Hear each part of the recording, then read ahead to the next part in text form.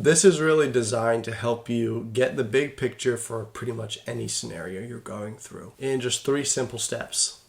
But first, why do we even overthink in the first place? Why do we get caught in our heads and can't work through, can't process certain things?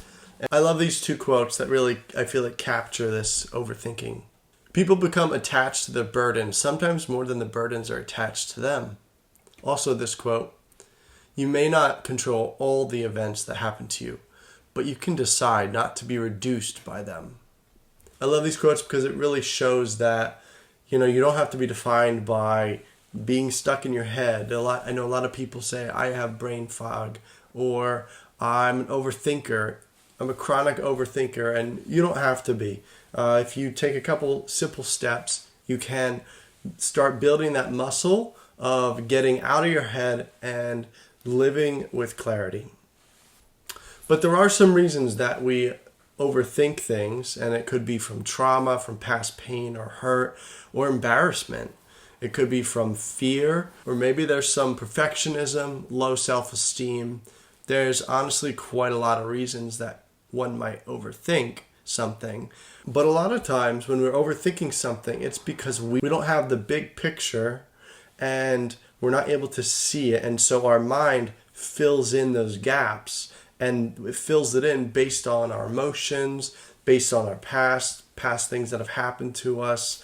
And so it kind of fills in those gaps. And sometimes that's where we start ruminating and overthinking things. So what this method is really designed is for the people that you don't have the whole picture, and you start assuming things based off of your assumptions, off of your emotions that you're feeling.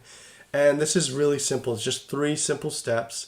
You're going to get out a piece of paper and you're going to write down the facts of what actually happened, your assumptions, and then you're also going to write down the feelings that you're going through.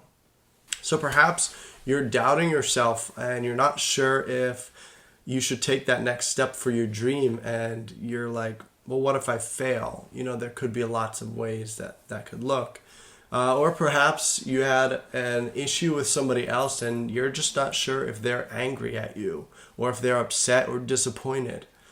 But if we take this process, the facts, assumptions, and feelings process, then you can start to get the bigger picture and zoom out and see where the gaps are that you might have that you can start to fill in.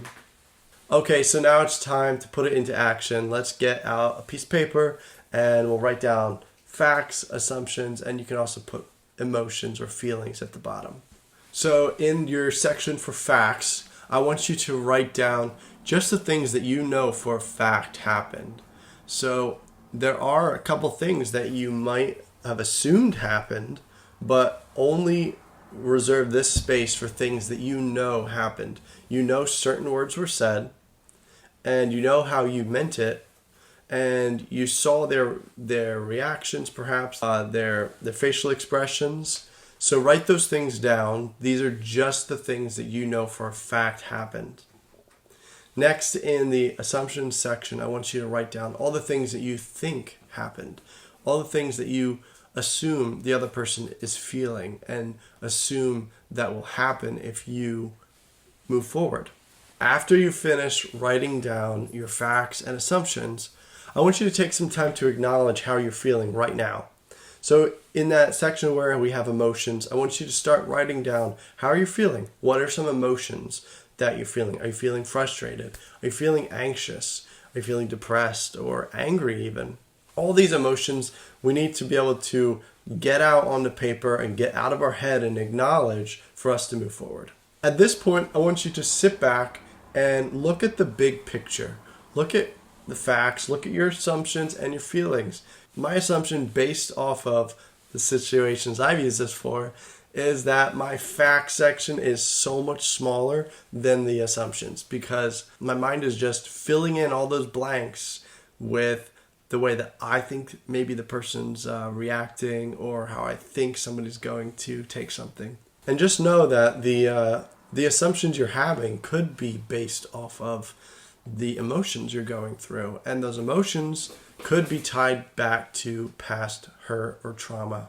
And so that's why it's so important for us to acknowledge those and write them out. Now, don't get me wrong. Some of your assumptions could be correct, and it could be your intuition telling you, yeah, this person seemed pretty upset. However, remember, you're still running off of an assumption, and your intuition is probably correct, but it shows you that you probably need to reach out to that person and do a little more digging, or maybe you need to just take that step, or perhaps, the effect of your next step isn't going to be what you think it's going to be. And that's okay. The purpose of this exercise is to get you to get those key components out of your mind and onto paper, so that then you can see it and really be open to what you might need to do next. So if you haven't already, I encourage you to take out a piece of paper, write down your facts, your assumptions, and the feelings, and see how it works for you. And let me know. I would love to know if this works for you. Leave a comment below if this process and method helped you work through a scenario, and what were some of the assumptions that you were having that was causing you so much anxiety to be ruminating and overthinking. Now, I do have a link to Google Drive, a sheet on Google Drive where you can print it out, and it has all the headings, and it's already set for you. If you'd like, you can print that out. Also, I do have a workbook. I use this quite often. It's on Amazon. You can choose to get that if you'd like. But if you got value from this video, I would appreciate a like. And if you want to subscribe for more of these kind of videos. And again, let me know, did this work for you? How has this helped you overcome overthinking?